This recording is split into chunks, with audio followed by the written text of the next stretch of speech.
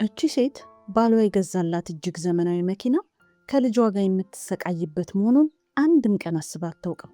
በትዳር ክህደት ተበሳጭታ መንገድ ስታሳጥር የ2 ዓመት ልጇ በስህተት መኪናው ሙሉ በሙሉ ቆለፈው።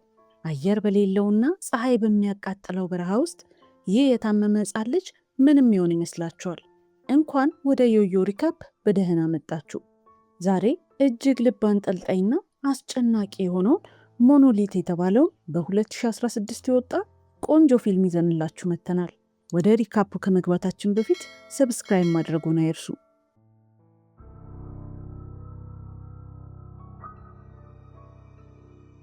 ታሪኩ ሲጀምር ሳንድራ ከ2 ዓመት ልጇ ታይለር ጋር በመሆን እጅግ የላቀ ቴክኖሎጂ በተገጠመለት መኪና ወደ አማቷ ቤት እየተጓዘች እናያለን።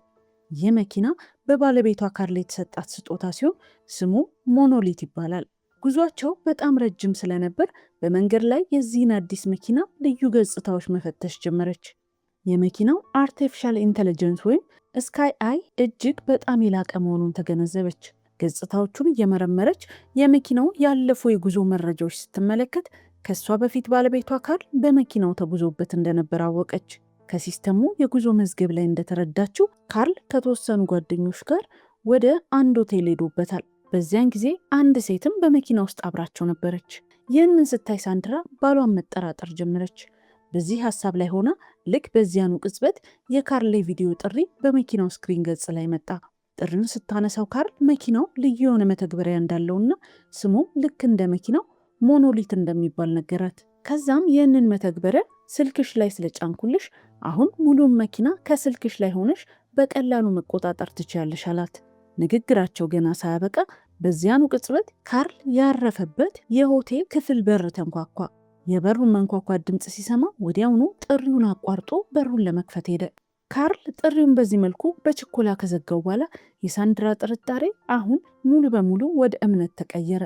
ከዚህ በኋላ በመንገድ ላይ አንዳንድ እቃዎችን ለመግዛት ከልጇ ጋር መኪናውን አቁማ ወደ አንድ መደብር ውስጥ ገባች። እቃዎችን እየገዛች ሳለ አይኖቿ ድንገት ወደ ውጭ ሲመለከቱ አንድ እንግዳ ሰው ወደ መኪና ውስጥ አጮልቆ ለማየት ሲሞክር አየች። ወዲያውኑ በስልኳ መተግበሪያ ላይ የመኪናውን ልዩ ሁኔታ አበራችው። በዚህም ምክንያት ማንም ሰው መኪና ውስጥ መግባት አይችልም። ከዚህ በኋላ ሳንድራ ወደ እቃዎቹ መለስ ብላ ማየት ትጀምራለች። ነገር ግን ልክ በዚያኑ ቅጽበት ልጇ ከአጠገቧ አልነበረም። ይህንን ስታይ በጣም ከባድ ፍርሃት ውስጥ ወደቀች።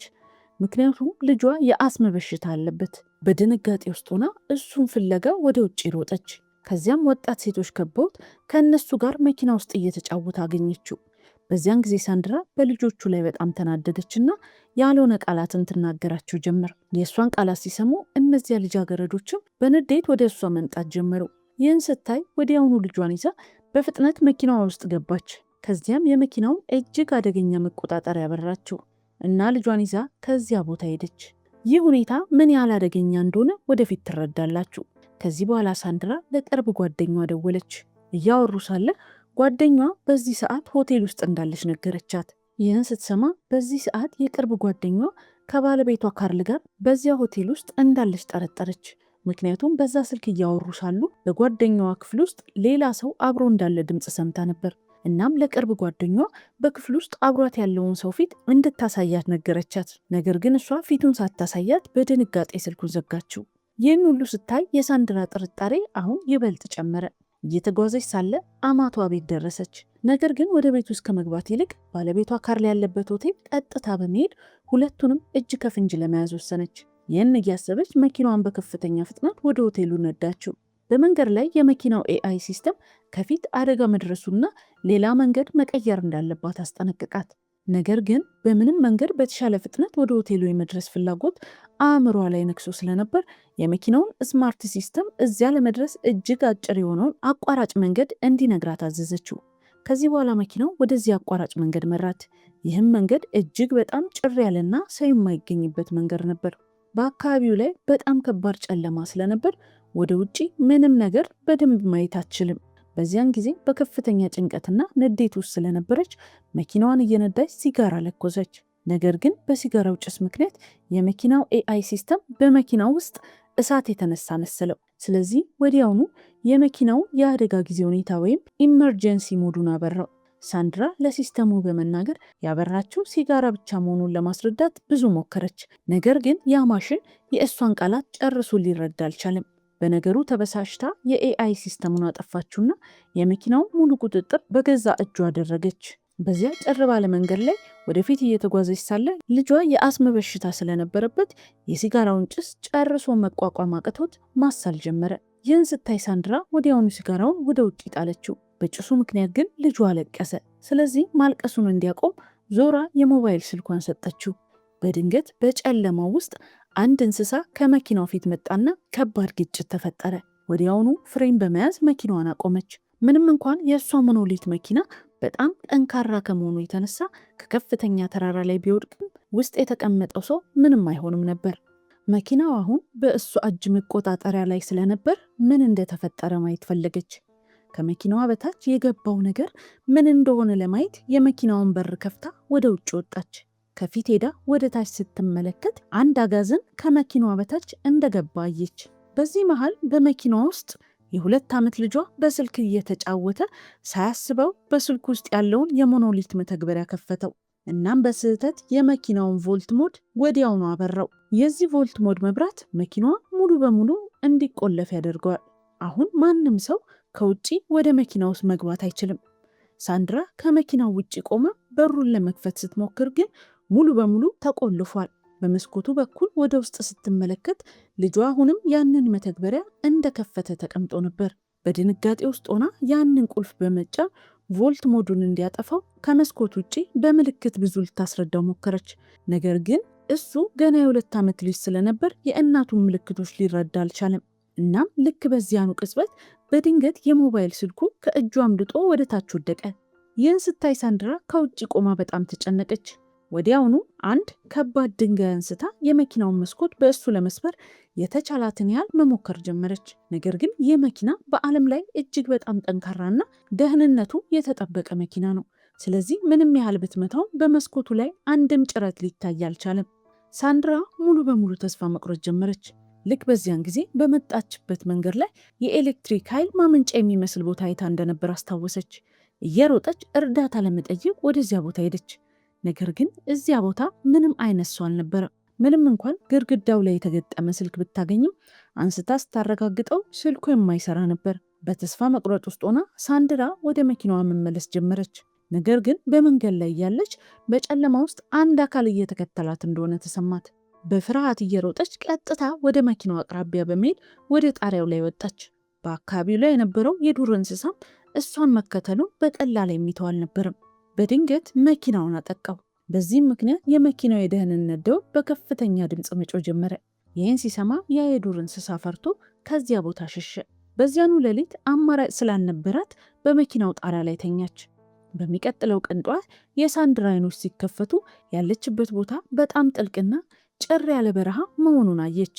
ነገር ግን ልክ በዚያን ጊዜ በመንገድ ላይ ስትመጣ አንድ የአውሮፕላን ማረፊያ ቦርድ አይታ እንደነበር በድንገት አስታወሰች። ምናልባትም አንዳንድ እርዳታ ላገኝ ይችል ይሆናል የሚል ተስፋ አገኘችና ደስ አላት። ይህ ደስታዋ ግን ለረጅም ጊዜ ሊቆይ አልቻለም። ምክንያቱም የበረሃው ሙቀት በጣም በፍጥነት እየጨመረ ነበር። ልጇ ደግሞ አሁንም በመኪና ውስጥ ነው። የፀሐዩ ደማቅ ብርሃን ቀጥታ ወደ መኪና ውስጥ እየገባ ነበር እና ልጇ በጣም ሙቀት እየተሰማው ስለሆነ ወዲያውኑ ቲሸርቷን አውልቃ የፀሐይ ብርሃን ወደ ውስጥ እንዳይገባ በመኪናው ጣራ ላይ ያደረገችው። ከዚህ በኋላ እርዳታ ለማምጣት ቦርዱን ወዳየችው አውሮፕላን ማረፊያ መጓዝ ጀመረች። በዚህ ጭር ባለ መንገድ ላይ ለብዙ ሰዓታት ከተጓዘች በኋላ እጅግ በጣም ደክሟት ነበርና ጉሮሯ በውሃ ጥም ምክንያት ደረቀ። ነገር ግን በአጋጣሚ በመንገድ ላይ አንድ ወንዝ አገኘች። ከዚያ ውሃ ጠጣችና እንደገና ወደፊት መጓዝ ጀመረች። ጥቂት ከሄደች በኋላ በመጨረሻም አውሮፕላን ማረፊያው ጋር ደረሰች። ግን ከተሰባበሩ አውሮፕላኖች በስተቀር እዚያ ሌላ ምንም ነገር አልነበረም። እየሮጠች ወደ አንድ አሮጌ አውሮፕላን ውስጥ ገባች። ልክ በዚያን ጊዜ በአውሮፕላን ውስጥ ወድቆ የነበረ አንድ ባዶ ትልቅ ውሃ መጠጫ አየች። እሱን ይዛ ወደ ታች ወረደች። ከዚህ ቦታ ከመውጣቷ በፊት የዚያን አውሮፕላን 2 ጎማዎች በእሳት አቃጠለቻቸው። ምናልባት ያንን ጥቁር ጭስ አይቶ ሰው እርዳታ ለማድረግ ወደዚህ ጭር ያለ በረሃ ይመጣ ይሆናል በሚል ተስፋ ነበር።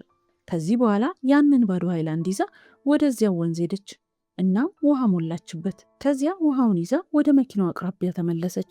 በዚያን ጊዜ እዚያ ያለውን ሁኔታ ስታይ ግን በጣም ደነገጠች። የፀሐይ ብርሃን ለመከላከል ከመኪና የላይኛው መስታወት ላይ አድርገ የነበረው ቲሸርት አሁን መሬት ላይ ወድቆ ነበር። ይህን ስታይ በጣም ፈራችና እየሮጠች ወደ መኪናዋ መስኮት ሄደች። ወደ ውስጥ ስትመለከት ልጇ በከባድ ሙቀት ምክንያት ራሱን ስቷል። ኤር ኮንዲሽነሩ ሙሉ በሙሉ ስለጠፋ መኪናዋ ውስጥ በጣም እየሞቀ ነበር። ሳንድራ አሁን ምን ማድረግ እንዳለባት ምንም አልገባትም። ዝም ብላ የመኪናው ሙቀት በትንሹ እንዲቀንስ ውሃውን ከላይ አፈሰሰችው። ልክ በዚያኑ ቅጽበት በሳንድራ አእምሮ ውስጥ አዲስ ሀሳብ መጣ።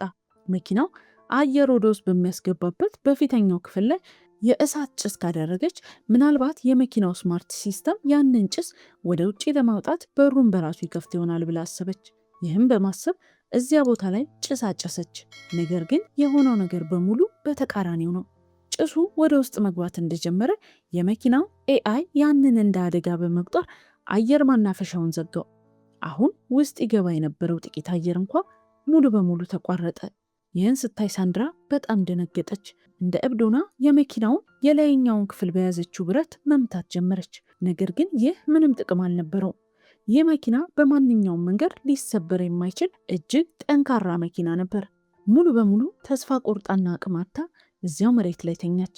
ከጥቂት ዓመታት በኋላ ልጃቸው በዚህ ዓለም ላይ ስለሌለ ከባለቤቷ ጋር ወደዚያው ቦታ ትመጣለች። እናም ባለቤቷ የልጃችንን ሕይወት አጥፍተሻል፣ አንቺ ራስሽ ነሽ መኪና ውስጥ የቆለፍሽበት እያለ ይወቅሳታል። ይህን ስትሰማ የሳንድራ አይኖች ተከፈቱ።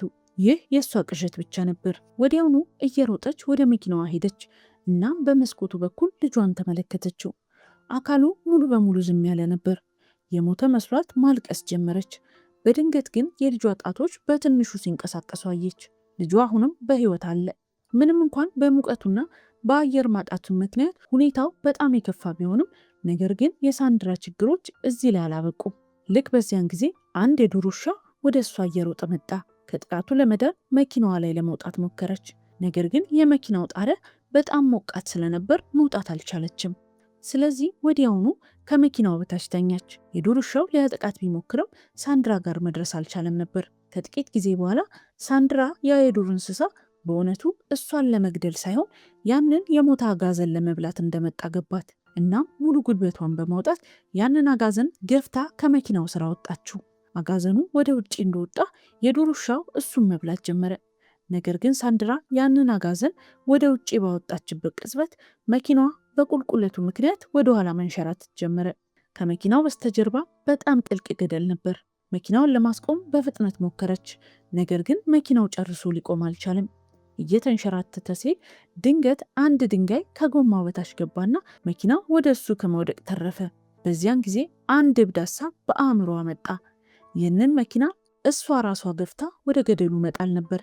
ከመኪናው ኩባንያ እንደሰማችው ከሆነ መኪናው ላይ ማንኛውም ትልቅ አደጋ ሲደርስ የኤአይ ሲስተሙ በአደጋ ጊዜ ሁሉንም የመኪናውን በሮች በራሱ ይከፍታል። ይህ መኪና በዓለም ላይ እጅግ ጠንካራው መኪና በመሆኑ ከላይ ወደ ታች ቢጣል እንኳን ውስጡ የተቀመጠው ልጇ ላይ አንድም ጭረት እንደማይደርስ ሙሉ እምነት ነበራት።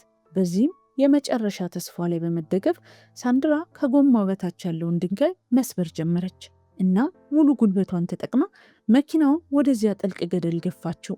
በዚህ ጊዜ መኪናዋ በፍጥነት ወደ ገደሉ መውረድ ሲጀምር የመኪናዋ ኤአይ ሲስተም ወዲያውኑ መኪናዋ አየር ላይ መሆኑንና ከባድ አደጋ መድረሱን ተረዳ። አደጋውን በመገንዘብ ሲስተሙ የመኪናውን እንቅስቃሴ መቆጣጠሪያ ሴንሰሮች ሙሉ በሙሉ አነቃቸው። በእነዚህ ሴንሰሮች ምክንያት መኪናው ከአየር ላይ እየወደቀ ሳለ ራሱን በራሱ ማመጣጠን ጀመረ። እናም በጥቂት ሰከንዶች ውስጥ በአራቱም ጎማዎች ቀጥታ መሬት ላይ አረፈ። ይህን ስታይ ሳንድራ እንደ እብድ እየሮጠች ወደ ገደሉ ወረደች። ነገር ግን አቧራው ሲጠራረግ መኪናው በትክክል ማረፉን አየች። እናም የመኪናው በር ተከፍቶ ነበር። ምክንያቱም መኪናው የተሰራው ከባድ አደጋ ሲደርስ በሮቹ በራሱ እንዲከፈት ተደርጎ ነበር። እያለቀሰች እየሮጠች መኪና ውስጥ ገባች። እናም ወዲያውኑ ራሱን የሳተውን ልጇ ወደ ውጭ አወጣችው። ቅዝቃዜ እንዲሰማው በፍጥነት ልብሶቹን ሁሉ አወለቀችለት። ልክ በዚያን ጊዜ መኪናው ሙሉውን የኤአይ ሲስተም በራሱ ማስነሳት ጀመረ። በኋላም ያ መኪና እንደገና ለመነዳት ሙሉ በሙሉ ዝግጁ ሆነ። ሳንድራ ምንም አይነት ጊዜ ሳታጠፋ ልጇን ይዛ መኪና ውስጥ ተቀመጠች። አሁን በተቻለ ፍጥነት እሱን ወደ ሆስፒታል ማድረስ አለባት። ወዲያውኑ የመኪናውን ኦፍሮድ ሞድ አበራች። ይህን ስታደርግ የመኪናው አራቱም ጎማዎች ወደ ላይ ከፍ አሉ። ለመውጣት ከፊታቸው በጣም ትልቅ ተራራ ነበር። ነገር ግን ሳንድራ ይህ በማንኛውም አይነት አስቸጋሪ መንገዶች፣ ተራራዎችና አለቶች ላይ በቀላሉ ሊጓዝ የሚችል የዓለም እጅግ ጠንካራ መኪና መሆኑን አሁን ሙሉ በሙሉ አምና ነበር። ምንም ሳትፈራ የመኪናውን ፍጥነት መጨመር ጀመረች። ያንን ከፍተኛ አለት በጣም በቀላሉ ወጣችው። እናም በጥቂት ጊዜ ውስጥ ከዚያ ጭር ካለ ገደል ወደ ዋናው መንገድ ተመለሱ። ከዚያም መኪናዋን በከፍተኛ ፍጥነት በመንዳት ቀጥታ ወደ አንድ ሆስፒታል ደረሰች። ዶክተሮቹ በፍጥነት የልጁን ሕክምና ጀመሩ። ከጥቂት የድንጋጤ ጊዜያት በኋላ ልጇ አሁን ጤነኛ እንደሆነ ሐኪሞቹ ነገሯት። ይህን ስትሰማ ሳንድራ በደስታ አለቀሰች። በመጨረሻም ይህቺ እናት እያንዳንዱን የማይቻል አደጋ በመጋፈጥ የልጇን ሕይወት አተረፈች። ነገር ግን የሳንድራ የሕይወት ችግሮች ገና አላበቁም ነበር። የባለቤቷ ካርል ክህደት ገና አላለቀም። ታሪኩ እዚህ ጋር ተጠናቀቀ። ሪካፑን እንደወደዳችሁት ተስፋ እናደርጋለን። ሐሳብና አስተያየቶቻችሁን በኮመንት መስጫ ሳጥን ላይ ያስፍሩልን። ሌሎች ሪካፖች እንዲደርሷችሁ ቻናሉን ሰብስክራይብ ማድረጉን አይርሱ።